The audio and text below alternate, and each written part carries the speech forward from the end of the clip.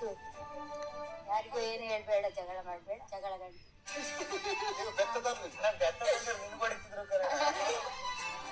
ಸಾರಿ.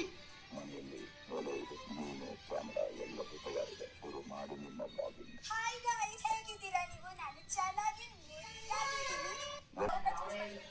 ಇಲ್ಲ, ಅವಳು ನಮ್ಮ ಅಣ್ಣನ ಮಗಳು ಇದ್ದಾಗಿಂದ ಎತ್ಕೊಂಡು ಸಾಕಿದ್ದೀರ. ಅವಳು ಒಳಗಡೆ ಬಂದ್ರೆ ನಂಗೆ ಇನ್ನೂ ಖುಷಿನೇ.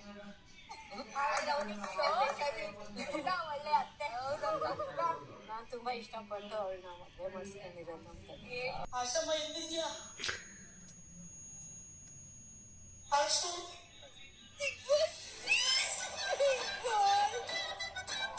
ಇಲ್ಲಿ ಒಬ್ರಿಗೊಬ್ರು ಮನಸ್ತಾಪ ಬಿಟ್ಕೋಬೇಡಿ. ಚೆನ್ನಾಗಿ ನಿಮ್ಮ ಅತ್ತೆ ಮಗಳು ಬಿಟ್ಟೇ ಬಿಟ್ಟು